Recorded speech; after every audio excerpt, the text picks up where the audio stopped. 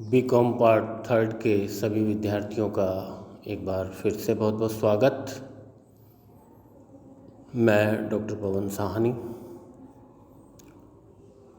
आपको आज विज्ञापन एवं विक्रय प्रबंध विषय पर व्याख्यान दे रहा हूँ, जानकारी दे रहा हूँ या चर्चा कर रहा हूँ। और इस विषय में आज हमने बहुत ही इंटरेस्टिंग टॉपिक को उठाया है, जिसे हम विज्ञापन प्रति या एडवर्टाइजिंग कॉपी कहते हैं।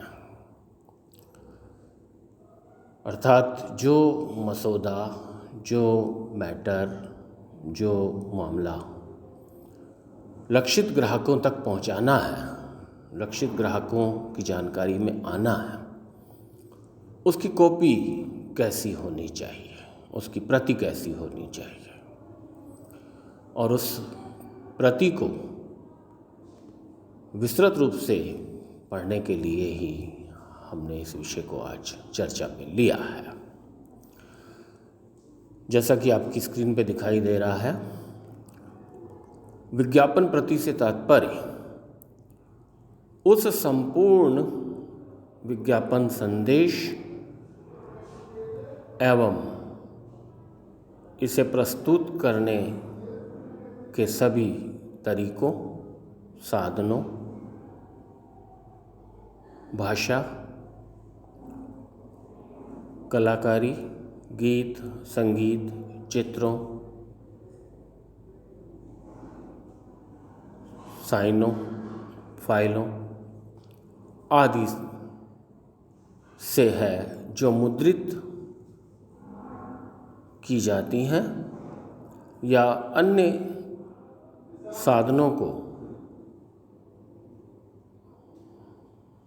और ग्राहकों को प्रेरित करती हैं, प्रेरित किए जाते हैं। विषय को आगे बढ़ाते हुए मैं चर्चा कर रहा हूं कि विज्ञापन प्रति के प्रकार कितने प्रकार के होते हैं, कितने होते हैं। जैसा कि स्क्रीन पर दिखाई दे रहा है, पहली प्रति विवरणात्मक प्रति, अर्थात इस प्रति में विवरण अर्थात जिसमें विज्ञापित उत्पाद या सेवा के उन सभी लक्षणों, गुणों, उससे संबंधित उन सभी सूचनाओं का विवरण होता है जिनकी जानकारी इस उत्पाद से संभावित ग्राहकों को देनी होती है। दूसरा, वैज्ञानिक प्रति अर्थात साइंटिफिक कॉपी। साइंटिफिक कॉपी के बारे में कहा गया है कि तकनीकी प्रकृति की होती है और जिसमें तकनीकी गुणों, लक्षणों, क्षमताओं का उल्लेख होता है। खास करके तकनीकी उत्पादों, औषधि उत्पादों, वैज्ञानिक शोध यंत्रों एवं साधनों आदि में इस प्रति को प्रयुक्त किया जाता है। तीसरी, शैक्षिक प्रति की बात करता हूँ मैं, जो स्क्रीन पे दिखाई दे रही है आपके। शैक्षिक प्रति वह प्रति है जिसमें उपयोग एवं प्रयोग विधि की जानकारी उपलब्ध कराई जाती है। जैसे डिस्प्रिन टैबलेट। अब डिस्प्रिन टैबलेट को यदि यह समझा दिया जाए, ग्राहकों को यह बता दिया जाए कि वह डिस्प्रिन टैबलेट का उपयोग करें, लेकिन पानी में घोल के करें, उससे जल्दी लाभ होगा, जल्दी लाभ प्राप्त होगा, तो इस प्रति में शिक्षा उपभोक्ता को दी जा रही है। इसी तरह सुझावात्मक प्रति है, अर्थात जिसमें हम सुझाव दे रहे हैं, सजेशन दे रहे हैं, अर्थात प्रत्यक्ष या अप्रत्यक्ष रूप से इस प्रकार का संदेश बनाया जाता है जिसमें कि सुझाव झलकता हो कि उनको यह लेने से यह फ़ायदा होगा, यह लाभ होगा। इसको सुझावात्मक प्रकृति कहेंगे।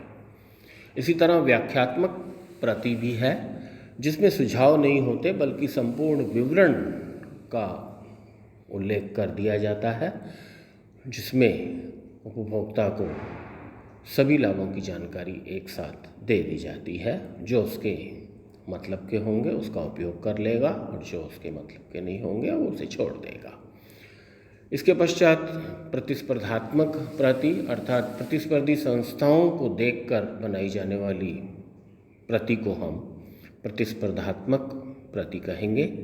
इसी तरह प्रश्नात्मक प्रति अर्थात एडवर्टाइजिंग कॉपी इस प्रकार की बनाई जाती है कि जिसमें प्रश्न रखकर बात को शुरू किया जाता है और उपभोक्ता उस प्रश्न का जवाब उस प्रति से पता कर लेता है, उसकी जानकारी में आ जाता है।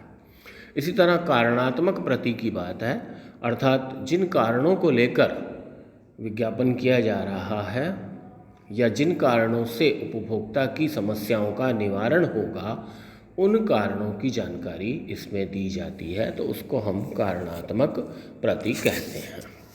इसी तरह मानवीय रुचि अर्थात ह्यूमन इंटरेस्ट कॉपी भी होती है, अर्थात कुछ उपभोक्ता एडवर्टाइजिंग कॉपी से अपेक्षा करते हैं कि वो उनकी रुचि के अनुरूप हो।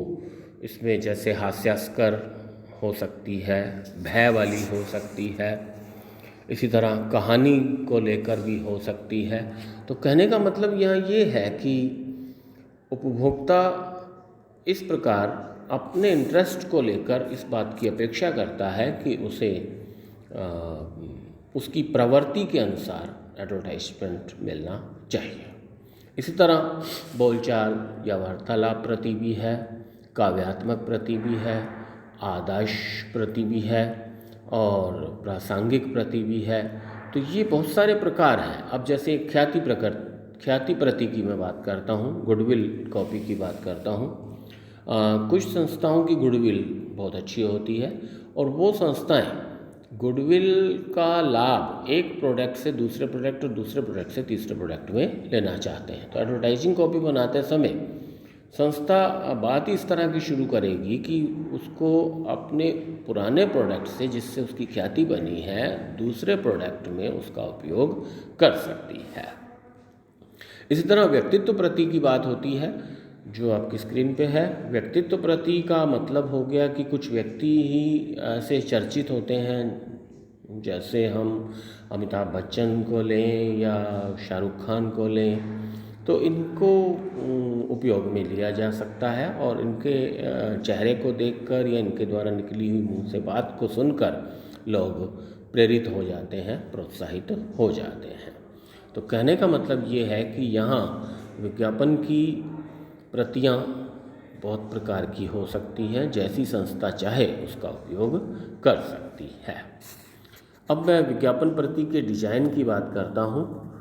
पहले हमें यह समझना है कि विज्ञापन प्रति के डिज़ाइन से अभिप्राय क्या है। तो जैसा कि आपकी स्क्रीन पे भी लिखा हुआ है कि विज्ञापन प्रति का डिज़ाइन वह प्रक्रिया है जिसमें विज्ञापन प्रति के अंगों एवं विज्ञापन की विषय सामग्री को नियोजित एवं व्यवस्थित किया जाता है ताकि सीमित स्थान में विज्ञापन को प्रभावी रूप में पाठकों, दर्शकों तथा श्रोताओं के समक्ष प्रस्तुत किया जा सके। बिल्कुल साफ बात है कि जो एडवर्टाइजिंग कॉपी होगी उसको डिज़ाइन कैसे करें, क्योंकि वो हमारे पास सीमित समयावधि के लिए होगी यदि हम उसको रेडियो पर या टीवी पर चला रहे हैं, और इसके अलावा वो यदि पत्र पत्रिकाओं या न्यूज़पेपर्स में दी जा रही है तो वह भी सीमित स्थान होगा उसके लिए। तो ऐसे में ध्यान रखना है कि जो विज्ञापन की प्रति है उसका डिज़ाइन इस प्रकार हो कि उसमें सब कुछ समावेशित किया जा सके, सब कुछ इंक्लूड हो जाए। तो विज्ञापन प्रति जो है उसके डिज़ाइन के दो मुख्य पहलू हैं। पहला है विज्ञापन प्रति के स्वरूप या संगठक, इनको ध्यान रखना है, और दूसरा विज्ञापन अपीलों का निर्धारण करना है। मैं पहले बिंदु की चर्चा कर रहा हूँ कि जो विज्ञापन प्रति का स्वरूप है या उसके संगठक है उसमें सबसे पहला बिंदु आता है शीर्षक, हेडिंग्स। यानी कि शीर्षक हेडिंग्स इतना आकर्षक हो, इतना सुंदर हो कि उसको देखकर, सुनकर लोग विज्ञापन सुनने को प्रेरित हो जाए।